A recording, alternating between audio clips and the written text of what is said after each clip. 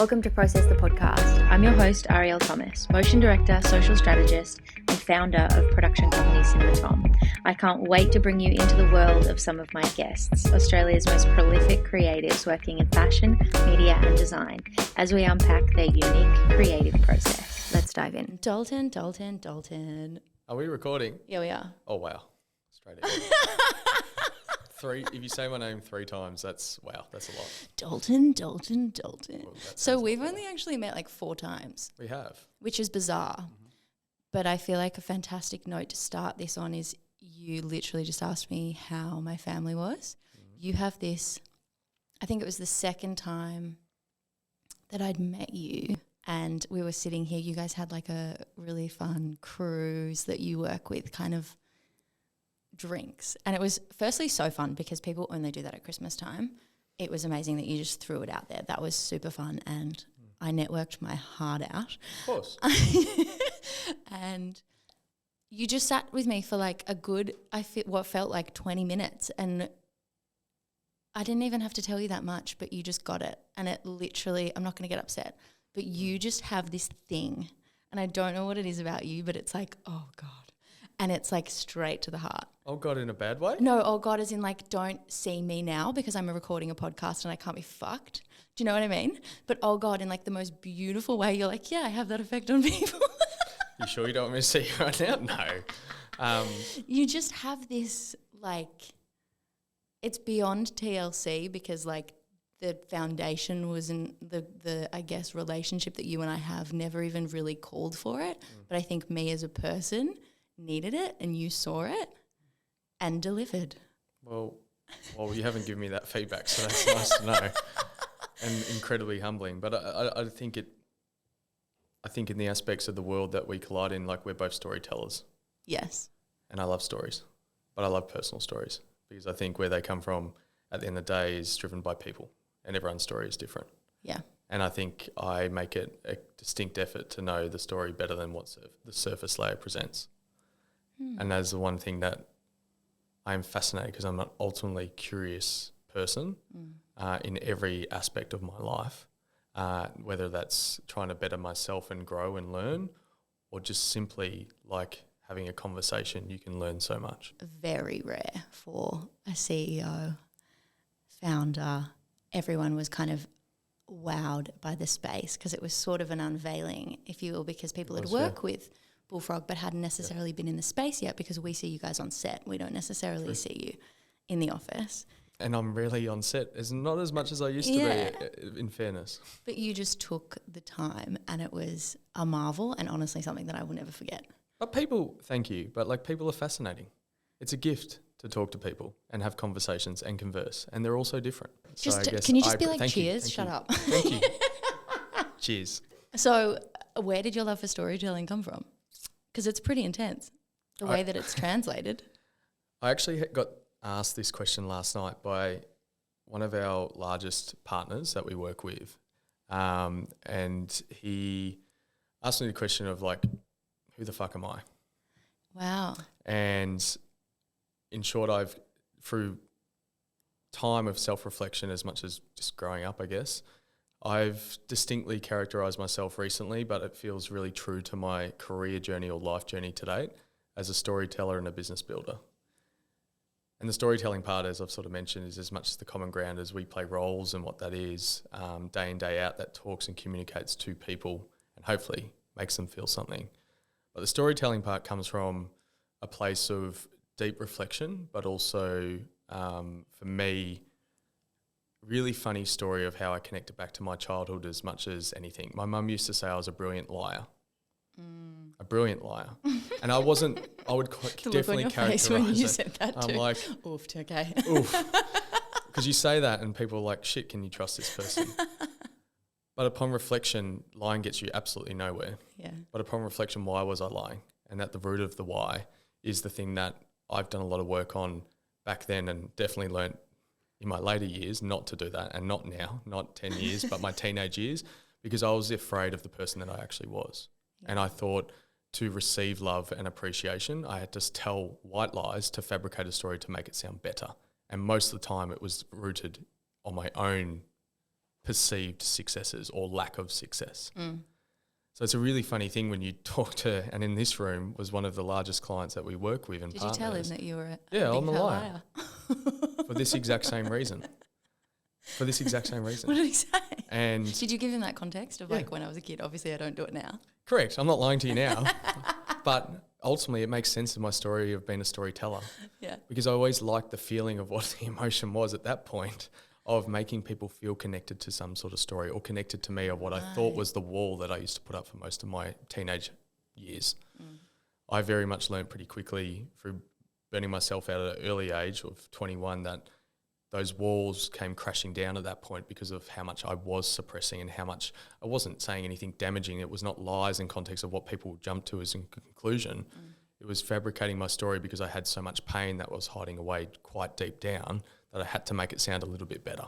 Yeah, right. And that's, wow, we've just really just jumped into deep territory. But I think you and I can do that, which is why I was so excited to chat to you because I'm not sure what the fuck happened. Well, yeah, I don't know. Anyway, here we are. And I guess it's topical because last night I was telling the same story to someone that probably you would not say that to in a professional environment. Yeah. You know, that person is one of the most powerful global CMOs in the world. And the reality is you have to come from a place of authenticity.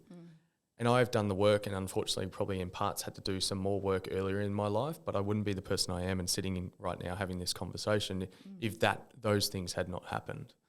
And through self-reflection, and this is only recently still working through that, I'm like, how do I piece this story of what I do now beyond just the last 10 years of my professional career from the age of 19 to now 29? But why does it resonate so strongly and why do I care so much about what we do? And authentically, it comes from growing up in a family of business and family-run businesses. Along with that came with emotionally inept involvement through some of my relationships with my parents, and that's upon reflection, and that's still great friends with my parents, broken family, but all the above. My biggest thing was coming back to the fact of I felt like I had to hide to people that weren't in my little box, which there wasn't many. It was largely me. I trusted no one to make it feel like it was all okay and I was all okay. So it's not lying in the point of being deceitful. It's lying in the point of hiding the person I really am. And what I've found over many discussions, not ones that are recorded, it's quite common. Yeah. White lies are quite common. Because we're really afraid of the person that sits behind that. And that's really, not all of it has to be saddening, but I think it's a bit of a sign of where society's got to flip and switch. And I think in the last few years, people have really flipped a switch because they've really had to through not only lockdowns, things that we can't control ourselves, but equally still, I hope this world can become a more open, honest, transparent and vulnerable place for every person because not all of us are going to feel comfortable to have a conversation right now about that. But the journey of sharing is a really powerful one because it allows you, from my own personal lived experience, to really own who you are as a person. Yeah. And I guess that's the short, long version of why I take a real vested interest to your first point was people are fascinating and I'm not doing it to unearth pain or happiness or for any reason outside of just learning more about people. Yeah. Because I've learned a lot about myself and I'm learning every day about myself and I'm not going to get it perfect. How are you learning about yourself? For me, like I am very routine and quite disciplined in the parts of how I set myself up for success day in, day out. When I fall out of my routine, I'm not the person that I like to be, and there's nothing wrong with that person. And every person falls off the bandwagon. Life comes in and it sweeps you and kicks you, and then you move back on, and then you know what that good person, or not that good person, that feeling feels like for all people of when I'm feeling good in my own skin. But that takes work. That doesn't just happen overnight. Yeah. For me, day to day, what helps my brain work is really clear tactical tasks that help me set my day up for success. You read so many times, and some people might have heard this before, but waking up each day to me is an absolute gift and an opportunity to learn and grow as a person in relationships, in work, in every facet of what life brings at you. But for me, like, I start with one really simple thing of the task of making my own bed, knowing that's one thing I did well that day. And having that reflection at the end of the day of what are the 3 key things, and I write them down before bed and say, what are the things I've done well today and what have I ticked off, and what are the things that maybe I didn't get right. So I put them to bed when I go to bed, and then reflect that next morning on what those things are. And that, some people would say that's gratitude journals. There's all these things out and tools available to all of us. But for me, it's quite tactical and routine, because that for me is always comes back to life is all encompassing. And for me, all the things that I tick off are things that I probably do every day. And if I don't tick those things off, 9 times out of 10, I'm either not going to feel my best from a health and well-being perspective, because it's a big part of my life, but I'm not going to be the best person I am to come to this conversation with 100% energy and intent and be able to actually give my all, regardless of what is happening in life, if I haven't ticked those things. And so some people will say, but can you tick them all every day? No, you can't, because life will step in. You still have to have that level of acceptance that shit will go wrong. Yeah. And I'm not saying no day is perfect, because life takes force, and some things you can't control. All I can control is coming back to reflect and keep some form of routine of why did that happen, how did that fall off, and constantly reflecting and learning to take into tomorrow is really exciting, as much as the things that I learned, new things that day, and what did I learn, whether it's about myself or a specific piece of knowledge that I learned from a conversation or a colleague, or it doesn't matter what it is. To me, that is really like fulfilling, and it's really small things.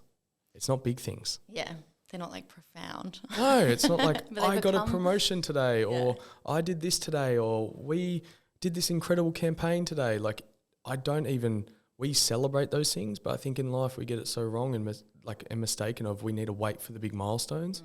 But look at the beauty in all the moments that come between that. Yeah. And that's what I fill my cup up daily, looking at all those little moments that fill my cup up, and hopefully fill the teams up that I work with, as much as the people and partners I work with too, is looking at all those little magic moments that lead to the big thing. And it doesn't all have to be big things.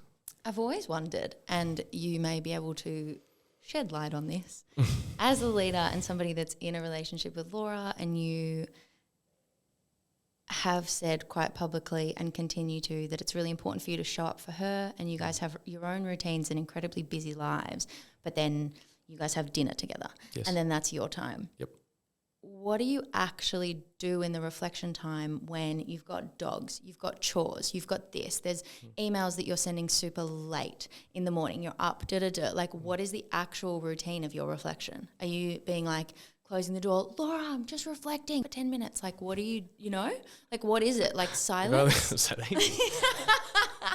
Is it in the car that's alone. your time? Like, what is it where does the, No, so one thing I try to do each day, and I don't get this perfect and the time varies, is try to find 5 to 10 minutes just me by myself. That could be me walking to go get a coffee in the morning, or it could be me taking the boys for a walk, or it could be me just doing some stretching by myself in the bedroom. And not all of those things need to be active movements. Like, it could just be me having a coffee in the morning and watching the sun go up. But just doing it by myself. And without Laura being like, I had a lot of emphasis on myself. But we both practice those habits, which makes it a lot easier. And sometimes it's really tough, because it's always like, it might not be the time that I want to do it, but I know each day, like, that's another thing I ticked. Have I done it?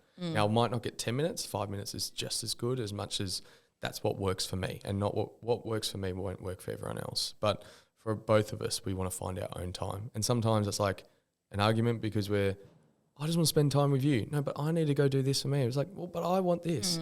And every relationship, work or life or your partner, comes with compromise and little parts of sacrifice. Yeah. Because there's a reason they're in your life. And the bigger picture is that small moment won't change the way that the relationship sets its tone. It's the understanding and the compromise that comes with that, to know that, we'll catch it up. And it's over communicating that. But it's also one that I practice with team as well, is protecting space. And protecting space to think. Yeah. To think about you. the role you play in a team. A team can be a husband and wife. A team can be a workplace. It doesn't matter. A team can be just a one-man band too. And that's completely okay. Whether that stays like that or doesn't, it doesn't matter. Everyone can genuinely find 5 minutes in their day just to be by themselves. How old is Bullfrog now? We're just in our 3rd year now. So we've had a fast and furious 2 years. Yes, definitely. When you ended A Tailored Man and you came across to Bullfrog, what was that transition like, and how... Give us a little elevator pitch on what A Tailored Man was for anybody that doesn't know that. So the Tailored Man was one of the most, started back at the end of 2011, early 2012. Instagram launched in October 2011. Wow. Speedy. And it was the filter app. But back then blogs were the thing. Yes. So I started a men's lifestyle blog at that current point, which Future now, looking back and what it evolved to, was one of the leading online men's lifestyle publications. That was probably one of the first in market to have a omni-channel or digital-first approach to how we communicate to men between age 25 to 35. It was competing with incredible titles like the GQs, the Men's Healths of the world, that were leading titles for men to get resource and information around how to live life. My biggest thing was making sure that it was really approachable and attainable and realistic. And because I think sometimes there was, in life everywhere, especially in the world that we live in now, there is false truths on what life should look like, because the reality is of what we see on social media and everything else is the 1%. As much as what I do, I get judged on the 1%. Not all those little moments that come before that. And I think for me, the Tailored Man has afforded me the opportunities of being an early adopter and a first in market per se, to have credibility and somewhat knowing how to grow a business in a new, with all these new tools at our disposal. And making sure it made sense to that audience that I was talking to. And that, it was an incredible journey of 6 or so years of traveling the world, working with some of the biggest brands in the world, meeting some of the most incredible people, but largely ultimately led to winding that down at the end of 2019 for chasing what I realised through reflection and that period, bearing in mind burnout came in early in that period as well. What I started to learn is I wanted to be at the start of the business problem versus at the end of the problem as an advertiser. Yeah, right. And knowing that storytelling and creativity can actually solve tangible business problems if done well, if done at a world-class level. The role and the function of being an advertising platform, you're at the end of that, and I wanted to be at the start of it. Not only being a curious human, as I mentioned up front, but equally there was a constant disconnect of what creativity can do to solve business problems. What was the choice to actually close A Tailored Man versus I'm still going to do it? Like if something comes into my emails or whatever, and then starting Bullfrog and do you know what I mean? It seems like a full stop and a real ending and then a real starting. Was it actually like that, or was it just like LinkedIn founded then, LinkedIn founded then? No, it was, that's a great line. I like that one. I really started to lose passion in the last year of business for that business, because I started to realise my passion lied at that start of that problem, and I was actively doing that from a consulting perspective as much as not necessarily just an advertising perspective. But then once again, I started through reflection, started to see myself filling up my plate way too much and starting to do bits of everything that was passion-led. I still loved what the Tailored Man was, for sure, and it could have still been, to this day, a very successful business. However, I really do think as a founder-led business, you have to believe in what you're putting out there. Yeah. Or that works for me especially, is I have to authentically believe in what this is, and that passion needs to evoke fire, energy, excitement, and opportunity for the team that you bring on that journey as well. And I take that very personally. And I think for me, my heart was not in it anymore. And so some people would say, why didn't you sell it? Or why didn't you do this? It's like, some part of me always thinks it might come back to life. Yeah. But ultimately, I made it really clear is my plate was filling up way too much. And at the end of the day, I wasn't giving 100% to any of it. Yeah. The reality is we're making so many decisions each day. And it is up to me, if I fill my plate up too much, that I'm not actually offering any value. And that comes through my learnings over my whole life, as much as what fuels my day-to-day interactions today with my team, partners, my wife, my 2 golden retrievers, to make sure I'm fully present in that moment. You are very present. You always have been. I think you're doing a great job. I'm not always though. I'm really not. I as I said, I went away last week to recharge, and I said I would work half days.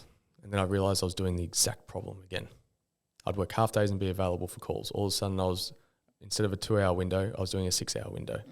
And once again, I didn't protect space properly, which then led to an argument with my wife. We came away on a holiday. What are you doing? Yeah. You're not even taking your own advice. Period. But it's a perfect example of like, I say these things, but I'm still going to get it wrong because we're all human at the end of the day. Yes, totally. But like, that is not me being present and spending time, protected time with the person that ultimately I would do anything for in my life. Yeah. And I'm letting her down because I'm not even following the things that I actually truly believe in. And so it's a prime example of saying, I'm not going to get it perfect. Even in a short week that it was, even just 2 days of half days, I had to say back to my team, which they're more than capable to keep everything all moving, and they're bloody great at what they do, to be like, I have to be out on Thursday or Friday. I might not have a wife by the time I come back. But I had to make that distinct choice. It's not helpful, and I'm actually not in it enough to be helpful. You have quite the head count. That's terrifying for I'll say the common creative would look at your payroll and pee their pants. Like, was there a moment there where you were like, what the fuck am I doing? Like, this is wild. Going from a team of 5, and your team of 5, if I'm correct, were your friends pretty much because they worked in, Chris and you have been working together since a long time, forever. And then your beautiful photographer's name that I've forgotten the name of, starts with an M, Marty. He has been with you forever. Like, you've brought these guys along for the ride, and now you've grown this incredible business. Do you have like a weapon of a CFO being like, you got this, bro? Like, where's the confidence come from? And you've got this amazing space. No, and 3 years, fuck, mate. It's and you're so cool, calm, collected. My CFO would like me right now, but no. In short, I was lucky to learn from a really good age that surround yourself with the people that you want to learn and grow from. Yeah. And I was lucky to have people come through my life to help at certain key points that gave me a lot of great life lessons, and some I didn't ask for, and some I needed to hear. But really quickly, it came back to the fact that some of those people, Marty, who is my best mate, but he doesn't actively work in the business anymore. He is a photographer. He used to be a creative director, and he's an architect, and he's all the above. And he was a huge part of the Tailored Man journey being successful, a massive part. We started the Bullfrog business together, and he's no longer in the business, and we're still best mates, which is one of the most special stories of my life. But then I've also had people like Chris, as you mentioned, who have been there through all the transition over the last 4 or 5 years, both from the Tailored Man to now being a huge contributor to this business. And we've grown, and people have come on, into roles in leadership above him. And that's really tough for a person to see and have. But the one way to do it, as much as what I always practice each day, is being honest and transparent at every interaction with a team member, treating them beyond just the surface layer of who they are and getting to know who they are and how they work and how they are motivated as much as what motivates me, and them knowing that too. And challenging me consistently always is the thing that I ask for from everyone in this team. So yes, the team grows, but it grows for a reason of actually knowing at the core of it is people. And when we invest beyond just the surface layer as a team and as an environment as leaders, ultimately that's been a huge part of our success to date. Along with, yes, people being exceptionally gifted at what they do, but recognising that talent, for me, I look for attitude and ambition first. The skills that come with that, or the experience off the back of that is fine. We can be brilliant, but why do you want to be a part of this team? What are you going to bring to this team? And not in context of, I'm going to do great creative work, or I'm going to get this partner in and we're going to do X, Y, and Z and it will generate X amount of money. Who cares about that? The performance of growth has come from a place that we are in the human business, and humans are incredibly brilliant, and we're all individually different as we are brilliant. And I think making sure people know that and see that as leaders is a big driver for success, I truly believe, in business, no matter what business it is, because then people feel valued and they feel heard. I still, every quarter, have one-on-ones with every team member just to give them the space, along with one-on-ones with the leadership team, one-on-ones with the team leads, like all these things, along with partner communications and all those.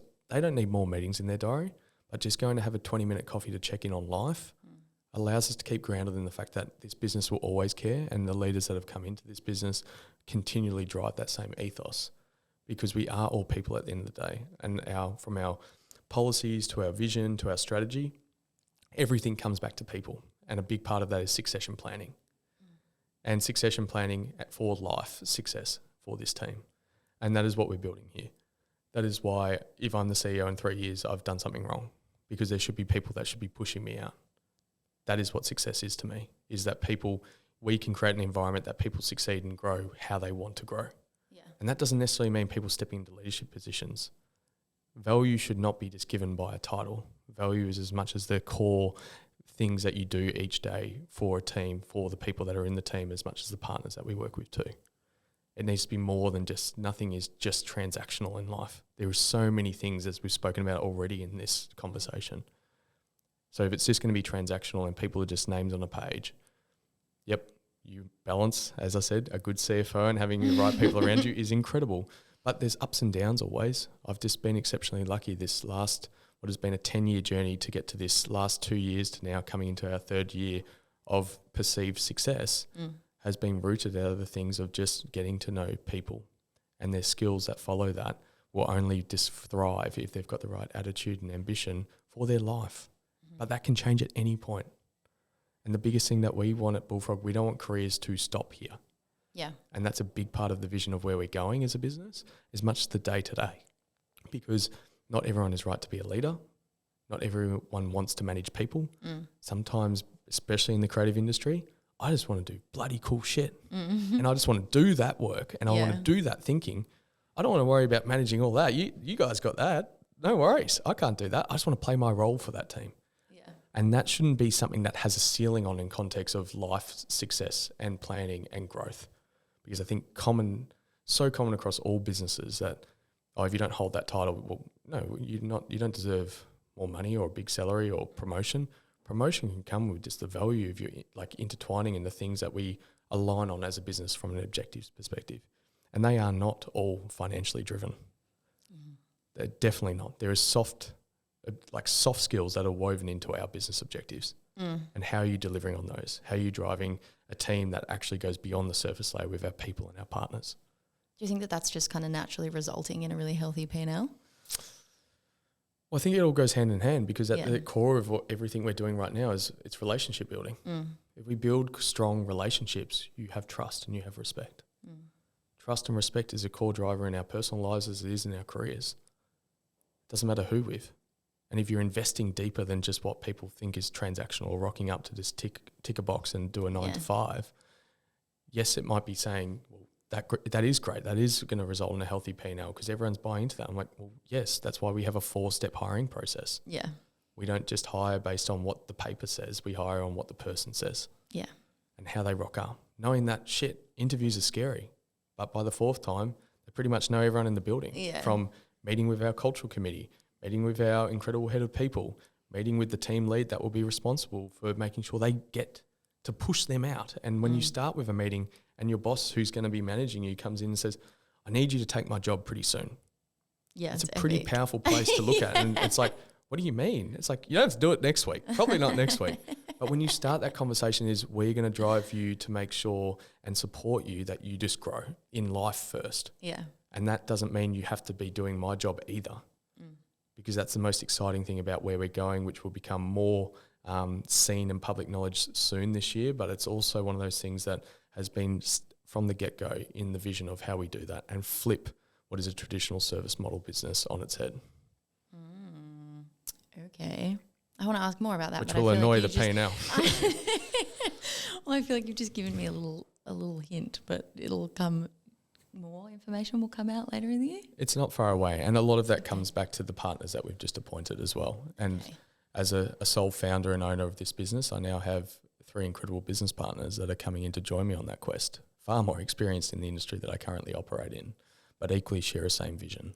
And that is such a powerful place to be in context of leadership and owning your strengths. They all bring totally different things. One is one of the best creatives, known as one of the best creatives in the world. The other is known as one of the best business and strategic thinkers in the world. And the other person is one of the most human-centric, fierce female leaders that I've ever met, who is our managing director, 𝙃𝙀𝙍𝙀𝙊𝙀. And having those three alongside me to operationalise this vision and this dream and the things that we've spoken about today has been a human-centric focused business. But in no way are we suffering on just being okay. We want to be a world-class business. And in a short period of time, you have to do great work. If you don't do great work, you're not probably going to get anything through the door. Yeah. So it has to go hand in hand. But it comes from a belief of people, because they're also the ones that are coming up with the work, the ideas, and delivering on that at every stage of the process.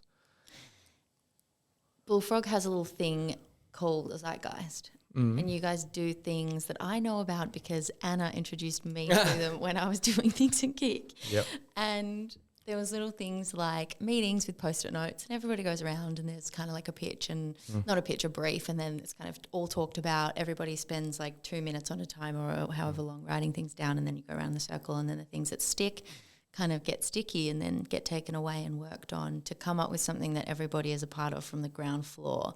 What are other things that Bullfrog does that you think are super unique, that are your secret sauce that you're willing to share? That is a fun process, and there's probably one point in that I'll pick it up, but I won't dwell on it too long. But, you know, if we talk about being a world-class independent creative business, creativity shouldn't be exclusive. Time and time again, it's just like that's the creatives, they'll go do their thinking. Yes. That zeitgeist process is a company-wide process. All disciplines, all teams, all capabilities. It's not just everyone has ideas. Everyone has business ideas in the world. Look at the world that we live in. Some are successful, some are right, some are not. That's the reality of what we do every day. Some will be the right idea, some won't. Some our partners will like, some won't. Someone will come up with an incredible business idea, and it won't just be from a creative team. This industry is traditionally, and still is today, so siloed of where that thinking and where that magic comes from. And for us, we've broken all those silos and continually iterating at those silos of how you build creativity and put that on a pedestal always, because creativity can solve business problems.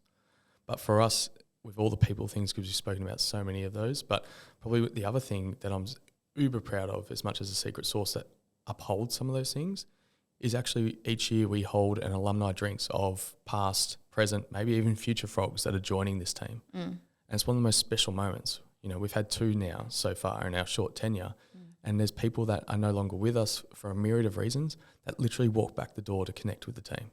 So nice. And that is probably one of the most powerful examples for me of we're getting some parts right because people want to come back and just hang out, and that's what fills my cup up. But it's proven that culture and people drive those opportunities, and that's where things like the alumni drinks is one of my fondest days, because I get to see incredible people that have had an impact on my journey and this whole team's really short journey to get us to where we are today. How are you promoting creativity in the pond? Another little example, every Thursday morning we have a team member present something that inspires them. So good. Could be anything. Yeah. This morning we had our head of content, who's an absolute weapon, pretty much say to us, virality is dead, but then it's not. Okay. And talked about, I don't even know half the things, like that is the world of social that I used to be a credible expert in. Yeah. I now get to see it and interact with it more, but the thing of how these subcultures of people think now, we're so segmented more than some brands even know, that we can activate daily and interact in new ways that technology has allowed us to never interact with people before. And if we get that right and pick those layers apart, it's so powerful to charge creativity to a point for brands and businesses that can have genuine impact to the people they need to talk to or want to talk to. And that was a perfect example of like, wow, I feel like a really like out of the loop guy because I've missed this whole thing. But there's no such thing as this one all-encompassing viral moment, because people want so many different things now. And people are listening to podcasts, they're listening to Discord channels and typing and Reddits and all the above. There's so many things that people are fueling in the world of being curious humans and wanting to educate and learn more. The stimulus. Or to add channels. opinions. All the above. Wild stuff. But that's where there's nothing that's just like that TV ad is going viral. Like that doesn't really exist. Yeah. It's like viral to who? Someone in your demographic? To who? Is it actually speaking to that person? And that's part of our job, to make sure it does speak to those people and it does land.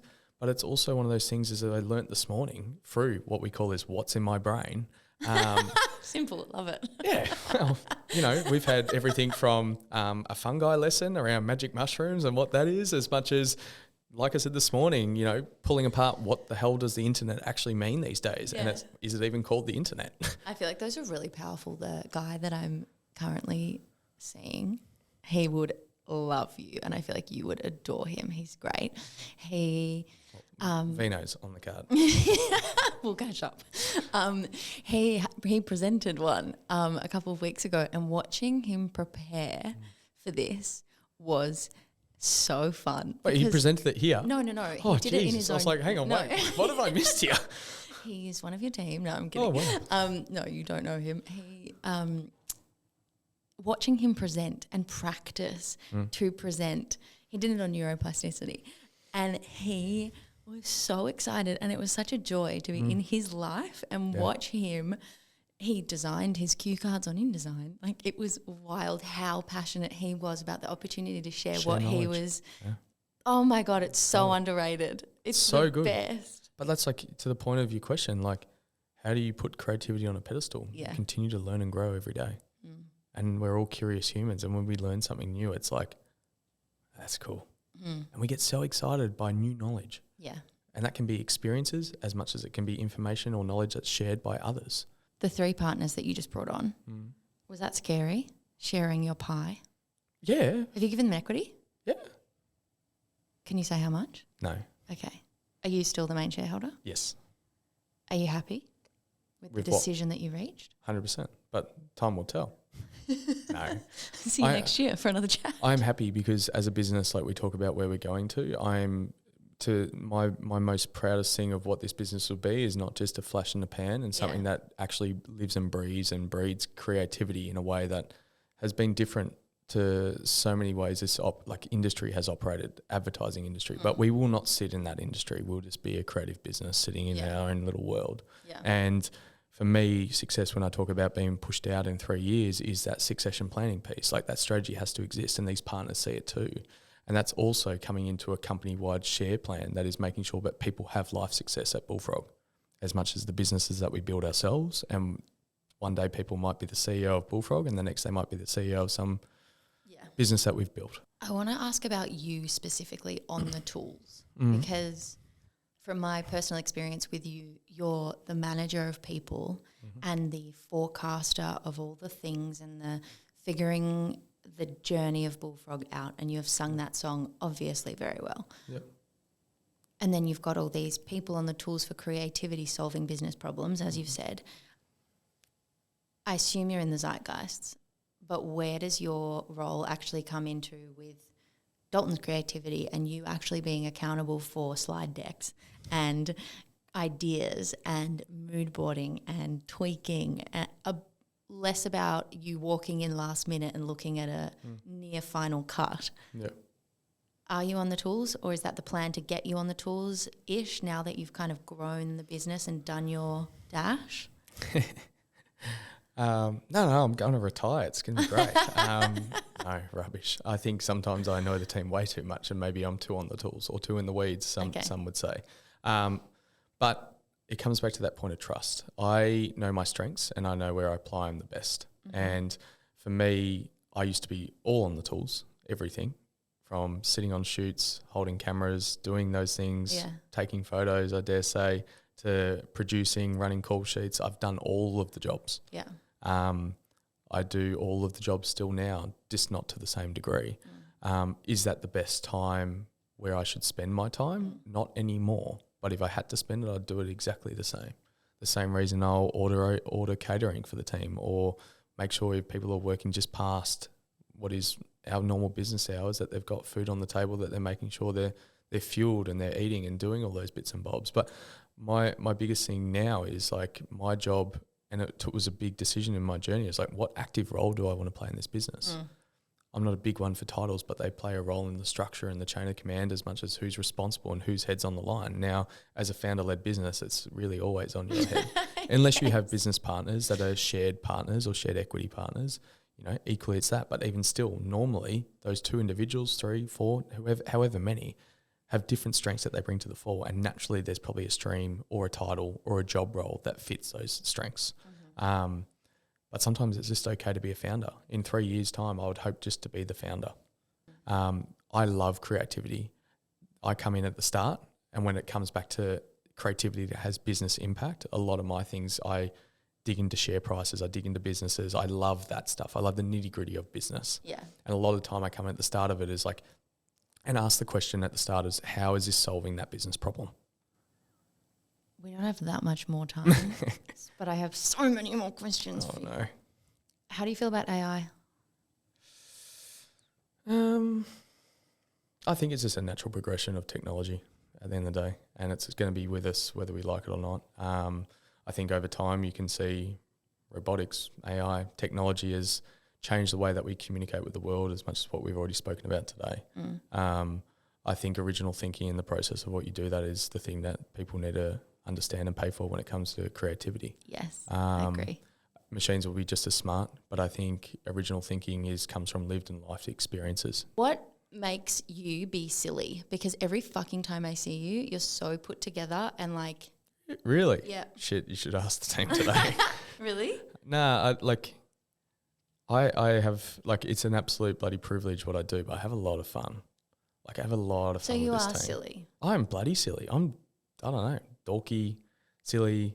Like, a lot of the team call me, like, grandpa. Like, so, like, you know, and that's got many of connotations because, like, I don't even know about some viral succession thing that happened last week that now I just probably look like a dill, and probably so many people will know that. But, you know, I have a lot of fun because I think life, you need to have fun in the moments all the time. And I'm not like, I think I can be very silly. I come up with silly catchphrases. I get catchphrases wrong. Okay. I get puns wrong, like, and I do it deliberately. It's just like dad joke vibe. Yeah, really bad dad joke. That's probably where grandpa comes into it too. Yes. But no, I have a little bit of fun, and my brain works in really fast and crazy ways too. And I think I take a lot of inspiration out of the small things as we discussed today. And sometimes I share them, and people are like, "Where the fuck did you just get that from?" But it's like it's thinking about those things and how it relates back to the story. And I think, silly would be a big part of that. Laura would say the exact same thing. I'm an absolute dill sometimes, but you know, for me, you have to let your head down because you can't always be calm and collected. And I am very calm most of the time. Like, I don't get stressed over many things. Yeah. My things that I get stressed about is my family and, dare say, my wife. You know, whether it's not bringing her EpiPen to a bloody restaurant, that really stresses me out. And I'm not so calm and collected when she's got a nut allergy. But, you know, I didn't know she had a nut allergy. It's those things, because for me, like, that is the world that I want to fight for day in, day out, as much as protect. And I say that to the whole team, hence the whole life success piece is protect time for your family, protect time to be a partner, a brother, a sister, a mother, a father. And silliness. And have a bit of silliness and fun. Yeah. Just have some fun. Because life can be fun, but sometimes it's way too fucking serious. It is. And sometimes we just don't want to have a laugh. And you know what? In fairness, like the last few years, there's been a lot of not fun. And I was talking to Chelsea from Adore Beauty this morning, and sorry everyone, I batched 2 episodes. Organised. I'm trying to be. Efficient. And... Who comes out first? You do. I know. Chelsea. And I asked her what brands had been really cutting through recently, and I said to her... What did she say? She's really impressed with Venroy. Yep. But I sort of went in the direction with the conversation of, it's so good when a brand that you wouldn't normally think is going to comment on pop culture or is not going to step out of their rigidness, is silly for a hot second on social media, regardless of the lash that they're going to get or whatever. But it just, that surprise and delight piece, it's so fun when a brand is silly. Well, it's just realness though. Yeah. Because we all got to be a bit silly in our own certain way. Yeah. We all let our hair down. Like, so many times people just don't show it because they're scared to show it. Not coming back to where we started this conversation, but I was one of those. I was one of those people. Like, you know, the person that I present now. Like, I can be calm, collected. I can do these things and do it sometimes well, sometimes not so well. But at the end of it, it's still like a big kid inside. As much as we all have that little childhood memories, as much as those things that truly lift us up, and finding those each day makes it a lot more fun. And it doesn't have to be in the big things. How did you become so sure of this direction? For the business or for me as a person? Both. Well, it's intrinsically linked, so it all relates. But I think I was sure in the direction because it lights me up. And it comes back to whether it's a storyteller and a business builder or all the things we've spoken about with people, my cup gets filled up seeing other people succeed. And so everything I do, the strategy we've spoken about today, the vision for the business, all revolves around that. I've been very lucky in my early life to be afforded some incredible opportunities, and I'm fully aware of those things. I talk about doing life backwards in so many different ways, and that has come through shitloads of hard work to get to that point. I'm not taking that away, but I want to share similar things and experiences with everyone around me, everyone that's in my bubble, everyone's in my world, because I want people to have life success. And success is so different. Success is not financially driven. It isn't for me. Success comes in those little moments of when you can high-five a team or celebrate as a team and feel the connective energy and the electricity in a room, when especially what we do every day, it's a fucking privilege to do it. At the end of the day, we get paid to go draw shit and paint shit and come up with words that people don't understand. It's literally your imagination. And it's literally imagination that you're getting paid for, which is like, what a bloody job. You know, I was literally having a conversation with someone yesterday and I was like, you know, you're talking about puppets right now and getting certain types of hair on a puppet, and that's your job. Yeah. Imagine walking through a corporate office and saying, can I just get a bit of Bailey Smith mullet on this puppet ASAP? Who gets to do that? We do. And fun. That is using our imagination. What a bloody job. Yeah. But it also needs to be rooted in something that is probably not just all fun, but what is a business structure. It's structure and problem that is going to do it. I think everything revolves around making sure that people succeed in life. And I'm very lucky that my wife has had the biggest impact on my life to date in seeing that, because I used to be a more selfish, wall-driven person, as we've spoken about today, because I couldn't trust and I couldn't do certain things. And I learned the hard way that you have to trust to grow and scale and grow. But coming back to a point of like, why am I doing this? And all the reflections that I've done and share with you today is because I want other people to succeed in life. I used to be that person that was the complete opposite. Yeah. And so if anything, it shows that you can change enough if you're wanting to change. You don't have to change. Change is fucking scary. But sometimes it's a good thing. Yeah. Sometimes it's a bad thing. It depends on how you look at it. It depends on how you measure that success and where you fill your cup up from.